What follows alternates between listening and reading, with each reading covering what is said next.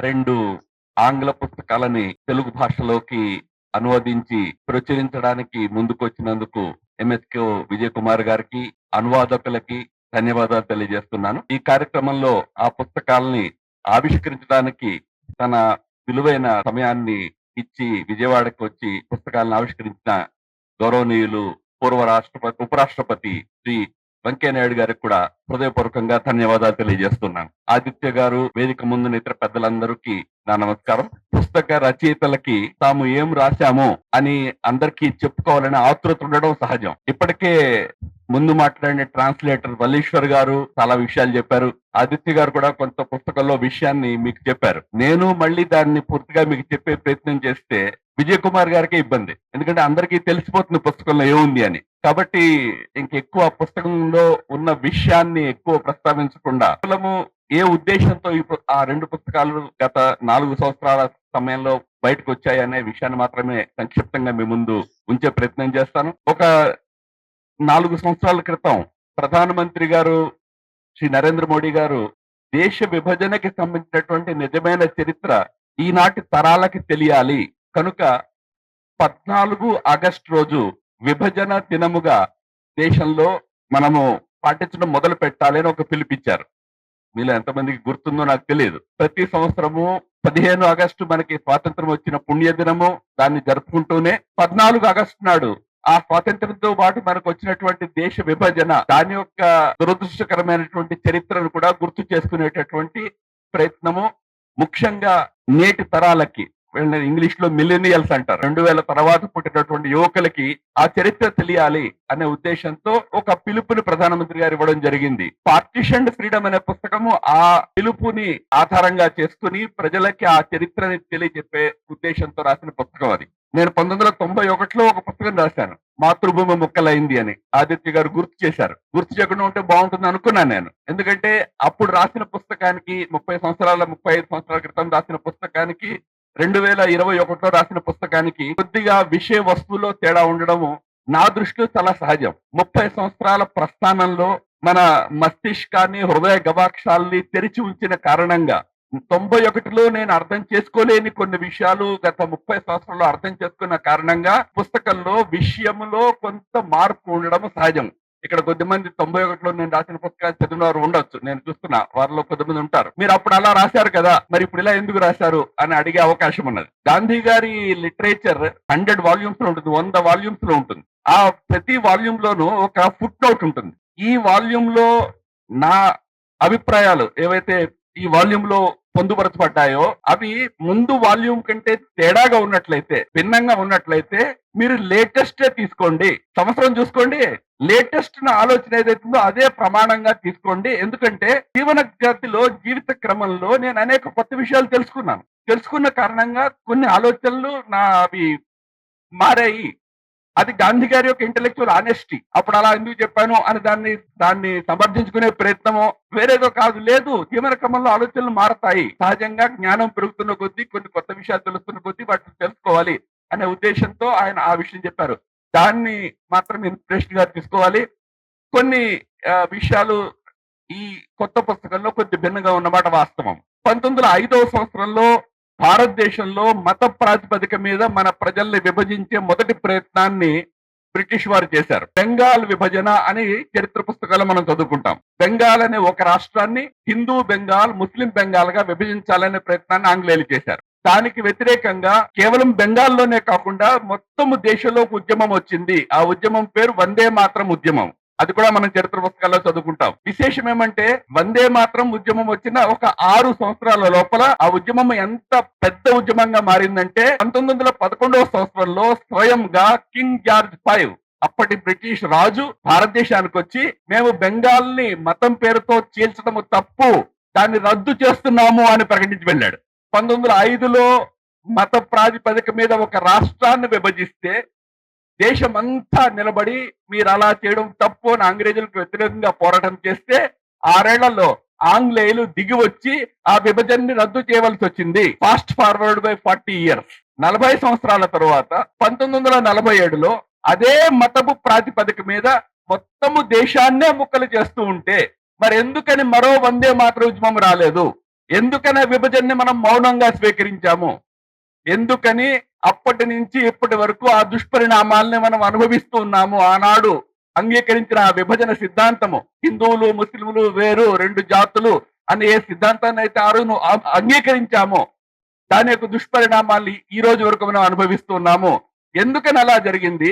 ఆ 40 సంవత్సరాల్లో ఏమి జరిగింది? దేనివల్ల ఈ పరిస్థితి 47కి వచ్చినప్పుడు వచ్చింది అనే విషయాన్ని ప్రధాన విషయ వస్తువుగా తీసుకుని నేను పార్టిషన్ ఫ్రీడమ్ అనే పుస్తకం రాశాను. దాన్ని ముక్కలైన స్వాతంత్రము అనే శీర్షికతోటి వల్లీశ్వర్ గారు దాన్ని అనువాదం చేశారు. ముక్కలైన స్వాతంత్రం అనగానే అంటే ఇంగ్లీష్ లో ఎందుకంటే ఇంగ్లీష్ అందరికి మన మాతృభాష కాదు కాబట్టి రొమాంటిక్ గా ఉంటుంది. పార్టిషన్ ఫ్రీడమ్ బాగుంటుంది. ముక్కలైన స్వాతంత్రం అనగానే కొద్దిగా బాధేస్తుంది, రే మనం స్వతంత్రాన్ని అలా అనొచ్చు అనకూడదా అని. స్వతంత్రాన్ని అవమానించేటువంటి ప్రశ్నే లేదు. చాలా గొప్ప అమూల్యమైనటువంటి ఒక గొప్ప చారిత్రకమైనటువంటి విజయం మనకి దేశ స్వాతంత్రము. కానీ ఆ స్వాతంత్రం వెనుకున్న ఒక విషాద గాథ ఈ పుస్తకంలో ఆ 40 సంవత్సరాల ఘటనల యొక్క వర్ణన ఈ పుస్తకంలో ఉంది. అదేవిధంగా రెండో పుస్తకం కూడా ఒక విధంగా ప్రధానమంత్రి మోడీ గారు మన రాజ్యాంగం యొక్క 70 సంవత్సరాల పూర్తయిన సందర్భంగా, దానికంటే ముందుగా రాజ్యాంగ సభ నిర్మాణమై 75 సంవత్సరాలు అయిన సందర్భంగా రాజ్యాంగం యొక్క ఔన్నత్యం కూడా దేశ ప్రజలకు తెలియాలి అనే ఉద్దేశంతో భారత రాజ్యాంగ నిర్మాణం గురించి పార్లమెంట్ లోనే ఒక రోజు 2 రోజుల పాటు చర్చ కార్యక్రమం పెట్టడం జరిగింది.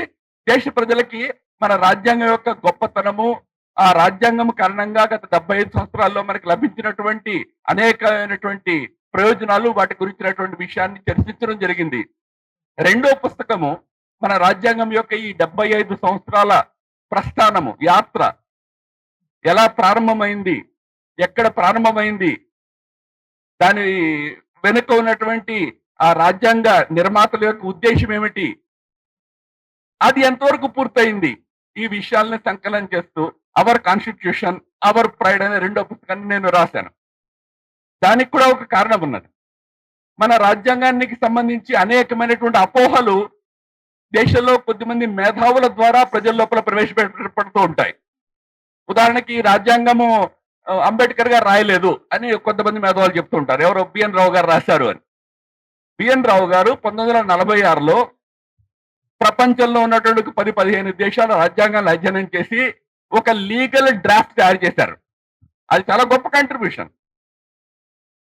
కానీ ఆ లీగల్ డ్రాఫ్ట్ ని రాజ్యాంగపు మూల దస్తావేజు రూపంలోకి తీసుకొచ్చి 1948లో మొదటిసారిగా రాజ్యాంగ సభ ముందు పెట్టి దాదాపు 2 సంవత్సరాల పాటు దాని మీద చర్చలు జరిగితే ఆ చర్చలో ప్రతి ఒక్క అంశాన్ని నోట్ చేసుకుని దాన్ని రాత్రి పగలు కూర్చుని దాన్ని రాజ్యాంగం లోపల పొందుపరిచి ఆ మొత్తం ప్రయత్నం చేసినటువంటి వ్యక్తి డాక్టర్ అంబేద్కర్.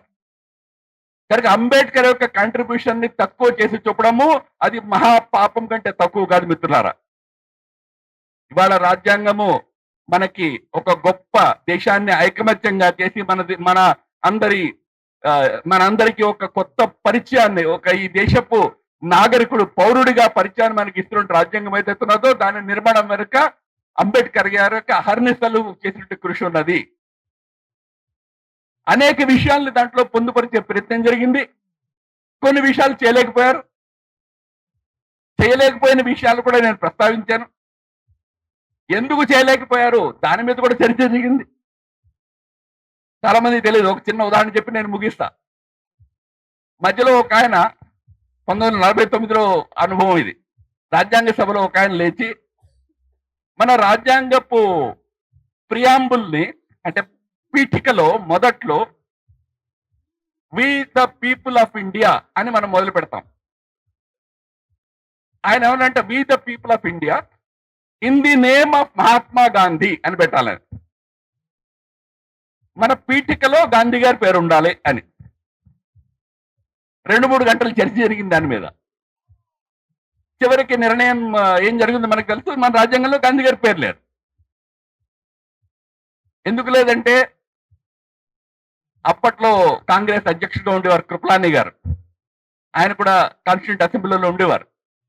కృపలాని గారు లేచి అంటే ఇప్పుడు పార్లమెంట్ లో లాగా అప్పట్లో పార్లమెంట్ లో స్పీకర్ గారు నాట్ అలౌడ్ అంటే ఆగిపోయేది కాదు. అక్కడ సభ్యుడు ఏం చెప్పదలుచుకుంటే చెప్పడానికి పూర్తి స్వాతంత్రం ఉండేది. రాజ్యాంగ సభలో కొంతమంది సభ్యులు 3 గంటలు మాట్లాడేవారు. ఆపడానికి కూడా అధికారం ఉండేది కాదు.